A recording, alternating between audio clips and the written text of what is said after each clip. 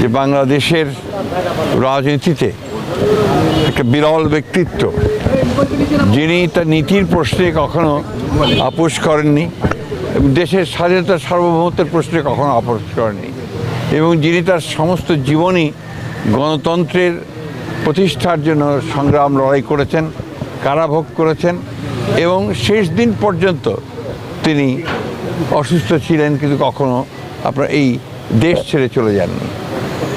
এই যে দেশের প্রতি ভালোবাসা, মাটির প্রতি ভালোবাসা, মানুষের প্রতি ভালোবাসা, এটা এই সমস্ত মানুষকে আলোড়িত করেছে।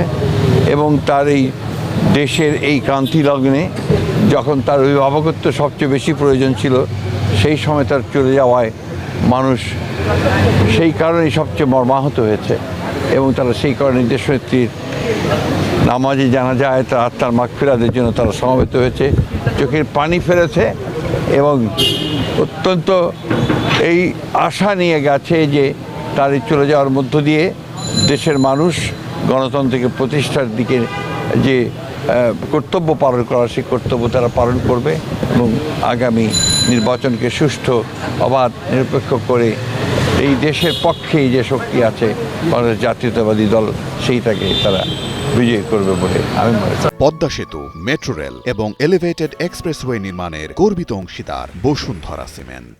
দেশনেত্রী বেগম খালেদা জিয়া যে একটা অবস্থান তৈরি করে গেছেন, এবং তার পুত্র আমাদের নেতা যারা তারেক রহমান সাহেব, এর যেমন একটা দায়িত্ব আছে, ঠিক একই সঙ্গে বিএনপির প্রতিটি নেতাকর্মীর দায়িত্ব রয়েছে যে বাংলাদেশের জাতীয়তাবাদের যে দর্শন শহীদ প্রেসিডেন্ট জিয়াউর রহমান সাহেব দিয়ে গেছেন, সেটা দেশনেত্রী এবং খালেদা জিয়া সেই পতাকা তুলে ধরেছিলেন ওপরে, এবং স্বাধীনতার সার্বভৌমত্বের যে পতাকা সেটাও তিনি তুলে ধরেছিলেন। একইভাবে তারেক রহমান সাহেবও সেই পতাকা তুলেই জনগণকে সঙ্গে নিয়ে এই দেশের স্বাধীনতার সার্বভৌমত্বের জন্য তিনি কাজ করবেন, রক্ষা করার জন্য কাজ করবেন, এবং তাকে সুসংগত করবেন, এবং গণতন্ত্রকে প্রতিষ্ঠা করবেন। এটাই মানুষের প্রত্যাশা। আগামী নির্বাচনে ম্যাডাম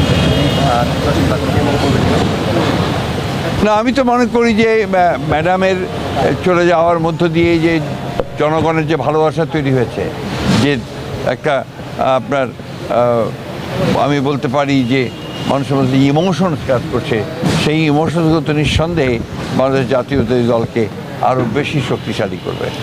ফুলখানি বাকি আনুষ্ঠানিকভাবে কোনো এগুলো নিয়ে এখনো কোনো আলাপ হয়নি, সেটা পরে আলোচনা করে আপনাদের জানলাম। হ্যাঁ, থ্যাংক ইউ।